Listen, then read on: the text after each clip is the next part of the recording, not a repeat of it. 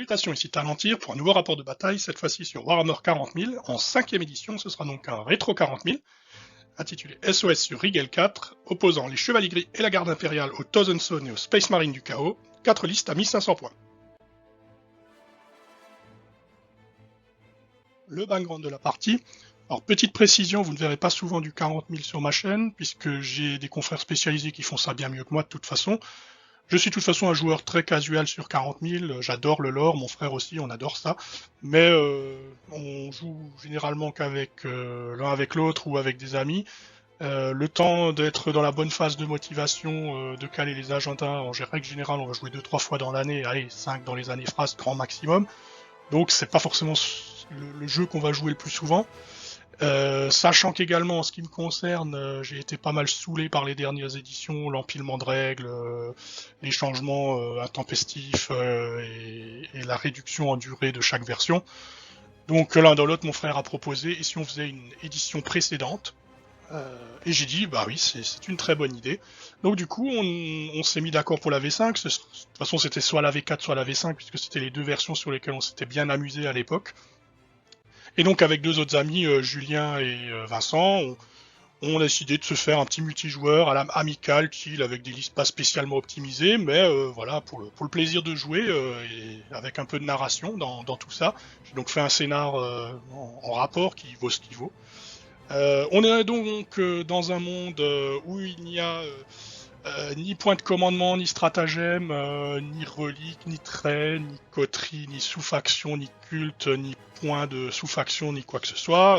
Juste les règles spéciales dans le codex et les équipements, c'est déjà bien assez. Donc un monde où on ne mémorise pas 1 milliard d'informations et finalement on s'amuse pas moins pour autant. Vous verrez bien.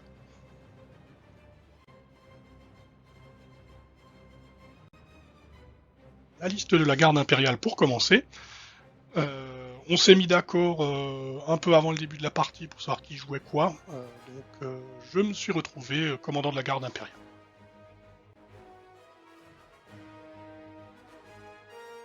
La liste des chevaliers gris jouée par mon frère Florent.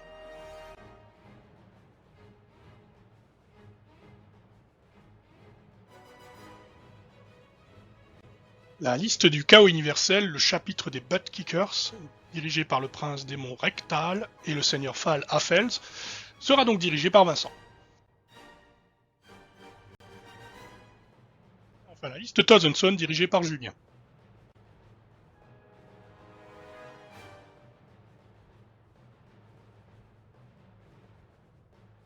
Le scénario, pour ceux que ça intéresse, vous pouvez mettre en pause. C'est une tentative très approximative de ma part, vous êtes prévenus.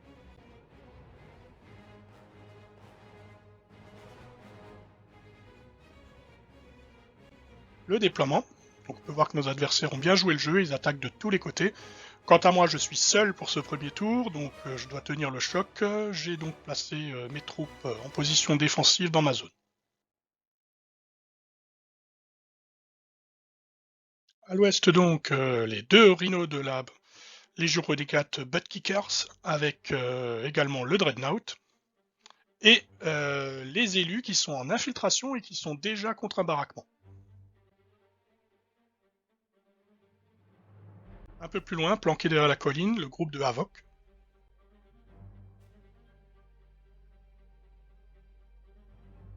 Au nord, Vincent a encore une escouade de Space Marine du Chaos, celle qui est à pied, qui n'a pas de rhino. Et à côté, donc, les véhicules de Julien, le Vindicator et le Defiler.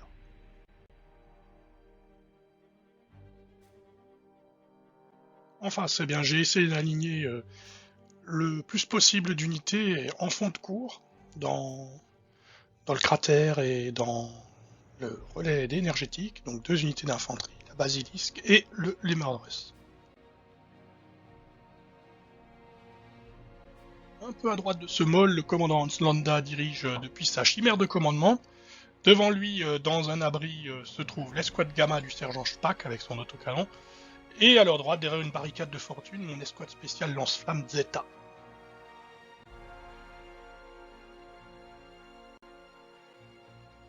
Au nord, le prince démon accompagne une escouade Thousand Sons.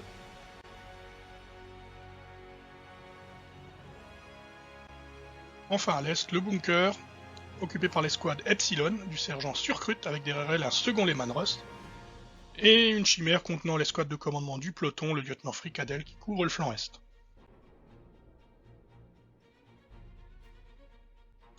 Flanc est, justement, nos adversaires jouent plutôt agressifs, ils foncent avec leur Rhino et déclenchent leur fumigène. Une salle de Bolt Inferno un peu poussive venue de l'escouade qui se trouve au nord-est tue un garde de mon escouade d'armes spéciales, mais sinon autrement je m'en tire plutôt bien. À l'ouest c'est pareil puisque Vincent fait foncer ses deux rhinos et déclencher ses fumigènes, tandis que l'escouade d'élus sort les psycheurs du premier baraquement. L'escouade d'armes spéciales Delta qui se trouve dans la chimère subit un tir du multifuseur du Dreadnought qui les secoue.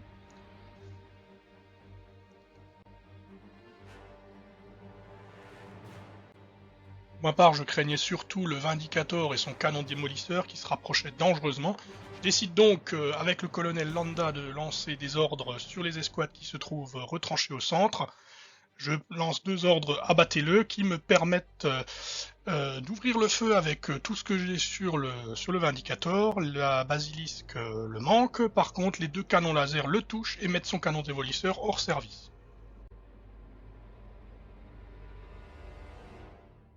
Depuis leur abri, l'autocanon de l'escouade Gamma prend pour cible les Havoc et en tue 2.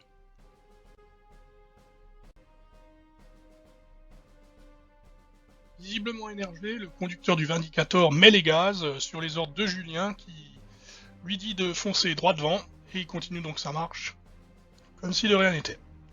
L'escouade Gamma, quant à elle, voit avec inquiétude le Defiler se rapprocher d'eux.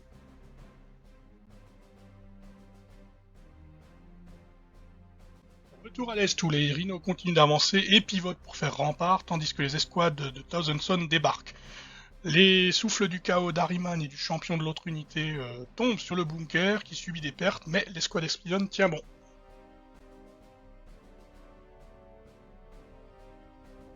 À l'ouest, les Buttkickers ont libéré les 2 psycheurs du baraquement, les ont mis dans le Rhino, tandis que les escouades d'Astartes Renegats se déploient hors de leur transport. Libérés de la garde des prisonniers, les élus surgissent par surprise derrière le baraquement et foncent sur le Lehman Russ. Évidemment, le champion a une bombe à fusion, évidemment, il blesse, il explose le char directement. L'explosion est particulièrement violente et lorsque la fumée se dissipe, petite consolation pour moi, 3 élus ont payé leur audacieuse manœuvre de leur vie et se retrouvent au plein milieu d'un cratère. Dans le tir de l'autocanon de l'escouade Gamma ricoche sur le mur et sur le blindage du Defiler sans lui faire plus de dégâts que de le mettre davantage en colère, il charge l'abri et le martèle furieusement de ses poings. Et d'ailleurs, il martèle tellement fort que l'abri s'écroule et toute l'escouade, sauf le sergent, sont massacrés.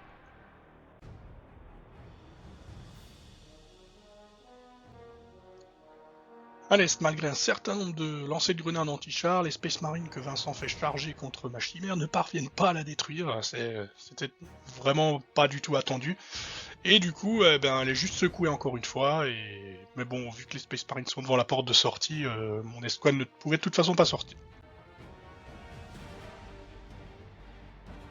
Ça y est, mon frérot peut enfin jouer, dans un éclair de lumière, ses renforts arrivent pour me soulager un petit peu. Le maître Bernardo et son escouade de Skrike se téléportent derrière l'escouade d'Harriman. Et ces paladins se téléportent au nord-est et commencent à avoiner l'escouade de Thousand Son qui s'y trouve, avec leur Stormbolter. 3 tombes malgré le déluge de tirs, mais c'est déjà ça.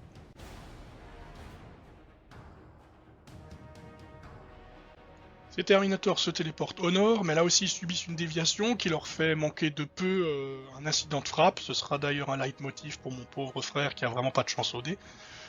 Ils cependant se retrouvent proches des Space Marines du chaos qui s'apprêtaient à sortir les psychères du baraquement, et vu qu'ils ne peuvent pas charger, ils ouvrent le feu sur les Havoc et les détruisent.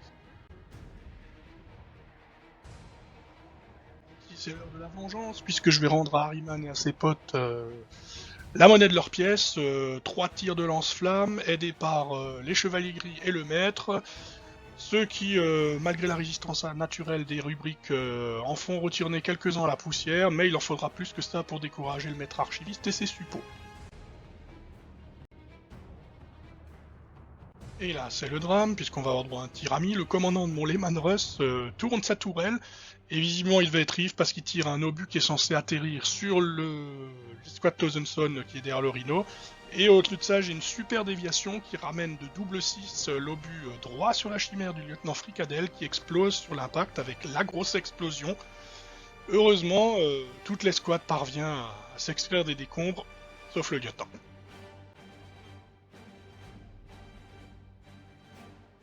Sans surprise, le courageux sergent Spack est réduit en bouillie par le Defiler.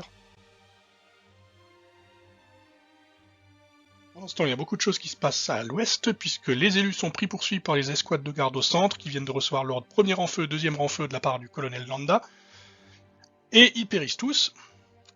Également, un bombardement orbital qui est commandé par le maître Bernardo frappe le secteur ouest, immobilisant le Dreadnought. Ma Basilisk immobilise le Rhino qui contient les psychères. Et les oblitérateurs qui ont tenté de se téléporter derrière les strikes sont victimes du brouilleur de ces derniers, ils font un incident de frappe, et c'est mon frère qui peut les replacer, il les met dans le coin sud-ouest. Sans les attendre, cependant, Vincent a lancé ses Space Marines du chaos vers mon relais énergétique, et les Terminators Buttkickers sont guidés par le seigneur Falafels et se téléportent au centre du champ de bataille devant le bunker qui se trouve à l'ouest.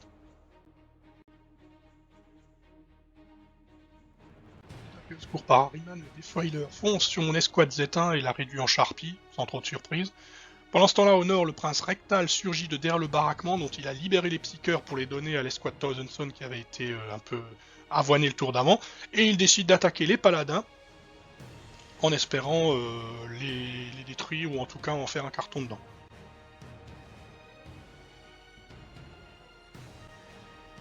Malheureusement, ça se passe pas comme ça, puisque les chevaliers bris vont frapper en premier. Heureusement, le frangin a toujours pas beaucoup de chance au dé. Il ne parvient pas à blesser le prince, et ce dernier tue un des paladins, mais finalement, il aura quand même de la chance avec son champion et son marteau tonnerre qui blesse le démon et le sonne.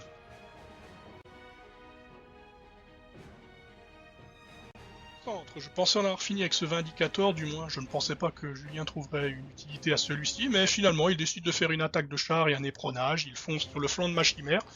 La chimère de commandement où il y a mon colonel justement, il la percute avec violence, elle est déchenillée, le flanc complètement enfoncé, le véhicule est détruit, c'est une épave, et là l'escouade doit sortir.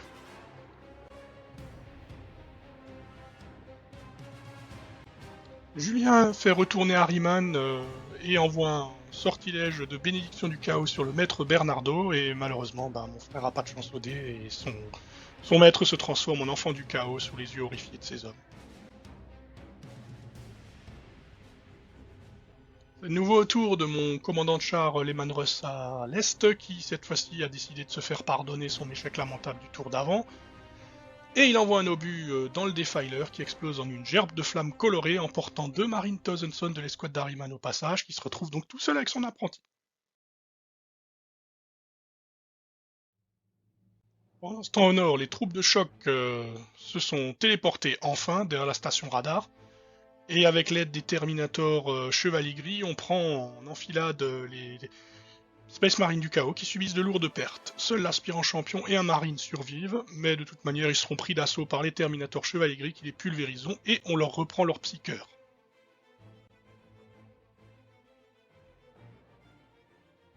La partie est plutôt équilibrée, les combats sont furieux puisqu'on se rend vraiment coup pour coup dans tous les secteurs.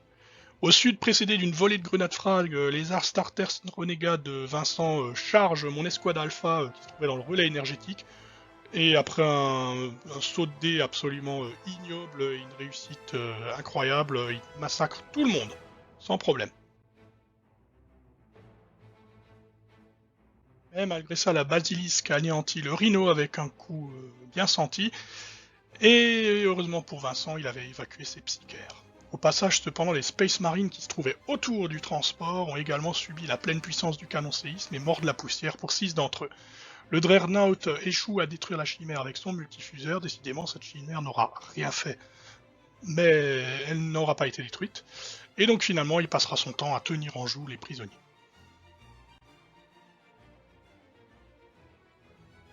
Au nord-est, le prince démon parvient à battre 2 paladins supplémentaires, mais il subit encore une blessure du marteau tonnerre, ce qui le sonne pour le prochain tour.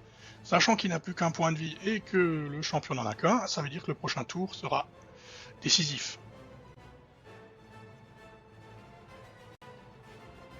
Espèce marine de Vincent continue leur carnage au centre. Après avoir encaissé le tir de l'escouade de commandement de compagnie du colonel Landa et celle de l'escouade Beta, eh bien, il rend la monnaie à cette dernière. Lance-flamme, bolter et tutti quanti, l'escouade se fait pulvériser. Au passage également, la seule perte qu'ils ont subie due à mon plasma, eh bien, le plasma en question a explosé à la figure de son porteur et il décède aussi. À l'est, j'ai péniblement tenté de faire rempart avec l'escouade de commandement de peloton de feu Fricadelle contre les Thousandson, mais il n'y avait rien à faire. La salve de ces derniers massacre tout le monde. Le colonel Staffelspeech tombe en dernier. Harriman va tranquillement se cacher derrière la barricade et déchaîne ses pouvoirs contre les Strikes et les détruit. Et au nord-est, c'est finalement le prince démon de Vincent qui sort victorieux. Il prend tout de même 2 blessures de la part du marteau tonnerre et du champion Asgal, et il réussit ses 2 sauvegardes à 5+, tandis que lui réussit à mettre une blessure à son adversaire et à le tuer. Mais bon, il profitera pas longtemps de sa victoire, puisque finalement, le commandant de mon Lehman Rust restant, 8 tirs dessus avec son obusier, et cette fois-ci il met dans le mille, il explose le prince démon dans une gerbe de flammes colorées. Harriman est pris entre les feux de l'escouade du colonel Landa et les survivants de mon bunker, même s'ils sont pas très nombreux. Finalement, il est blessé, et son apprenti prend une balle dans la tête. Au nord, les troupes de choc tentent une charge à la baïonnette, alors j'ai bien hésité, mais j'y suis allé quand même sur les encouragements de mon frère, et il avait raison. Puisqu'au final, je réussis à les tuer surprenamment, et je reprends donc le contrôle de 4 psychères, ce qui nous assure la victoire. Pendant ce temps, trop loin de l'action décisive, le seigneur Falafels et ses Terminators ignorent les Terminators Chevalier Gris, se jettent plutôt sur le bunker ouest, parvenant à secouer les occupants à force de taper dessus au gantelet. Ce foutu Vindicator au centre retente une attaque de char, mon escouade de commandement esquive à temps, mais il fonce et percute le flanc de la basilique, l'immobilisant à son tour. Côté Chevalier Gris, mon frère n'a toujours pas de bol, puisqu'il obtient un incident de frappe avec son cuirassier Némésis, et obtient encore une fois le résultat détruit, c'est vraiment pas de bol.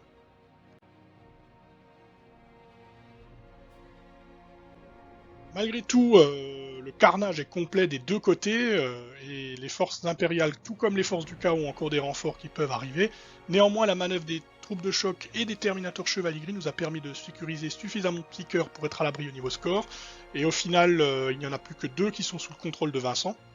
Harriman juge donc plus prudent de battre en retraite pour le moment. À noter également qu'Hanslanda et son escouade de commandement de compagnie tient toujours le dernier baraquement au sud-est. C'est donc une victoire à l'arraché pour l'Imperium, c'était vraiment une partie très intéressante, ça m'a vraiment redonné plaisir à jouer à 40 000, il faut le dire. Ça faisait longtemps et on s'est bien amusé, je pense les autres également, c'était vraiment super. Un grand merci donc à Vincent, Julien et à mon frère Florent pour leur participation, j'espère que cette vidéo vous aura plu, je vous dis à la prochaine fois et d'ici là, que les dés vous sourient.